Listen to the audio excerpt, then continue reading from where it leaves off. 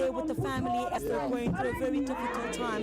If you could just explain to us the feeling of the family at that time. You were inside. You're the only one who can explain it to us. No, madam, I went there because for pastoral reasons, I believe when there is a bereavement like that, as pastors we need to go there, we need to offer the pastoral support for them. And indeed I went there with other priests and we prayed with them, we interacted with them, and when the body was moved from the house, we were there because it's important for the church to be there when a thing like that happens, and we were with them, we supported them, and we made sure that they give Tatu Madiba a good farewell out of the house to go to the mortuary. And we remained for a while, had prayers before we left. But indeed, a loss of Madiba, it's not just a loss of the family. Indeed, the family was distraught. It has lost Madiba. You don't want to lose it. But we all know he was going to go one day. And the time did come, and he has left us. It is not for us to make sure that what he really lived for, we keep as the legacy of this country. Reverend, how was the family yesterday when you were at the house? I'm sure they were shocked and struggling to come to terms. Well, but remember that, they expected that it would happen anytime.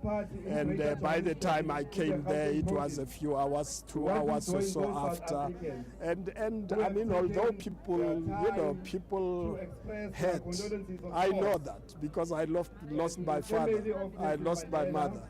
And even if when I kept strong, but days later I cry alone. Because you don't want to lose your father, you don't want to lose your mother, you don't want to lose your grandfather.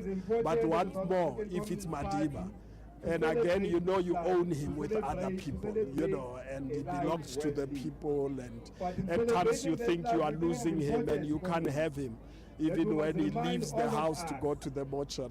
But actually, the family was strong.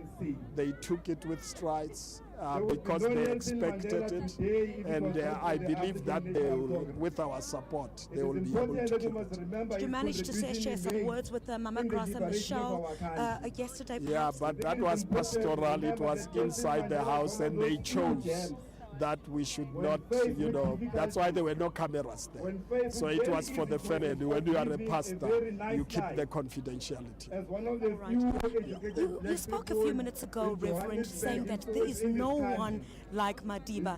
If anyone wants to produce someone like Madiba, they first have to spend 27 years in jail. Yes.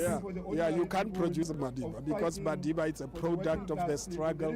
He was a lawyer, middle class, could have lived a lovely life, but he sacrificed his family, sacrificed his profession, went into the armed struggle, and he got arrested, tortured, and sentenced to death first. You know what I'm talking about? It was almost like you are going forever.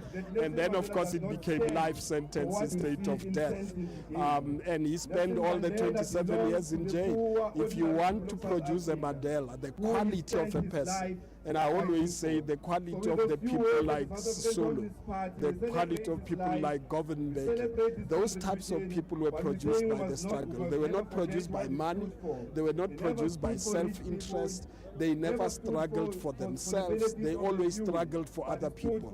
And because of that, you produce a quality that's above anything that's self-interest. You know what determines who you are? It's your self-interest. And your weaknesses there don't count because you die for the nation.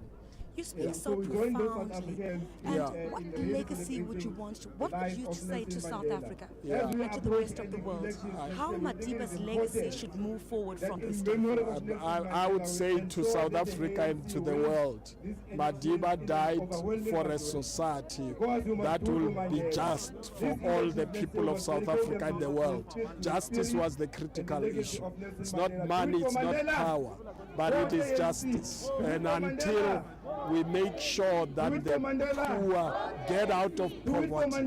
We have failed to achieve the legacy of Madiba. Even in the world, poverty there in the world, violence, terrorism, killings of one against another. That is not what Mandela left us. So we need, as South Africans, to build a country that can represent what Mandela stood for.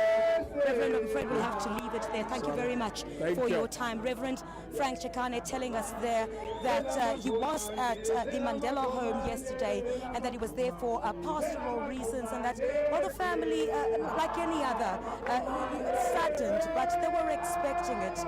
Madiba had been in hospital for 3 months already, where he was being treated for a recurring lung infection. So the family coping, but we're expecting it to happen, whether it was now or whether at a later stage. As you can see here behind me, this entire crowd here has burst into song, basically celebrating the former president. We're expecting these celebrations, these tributes, to continue late into the night as many more people come through here to Vilakazi Street in Soweto.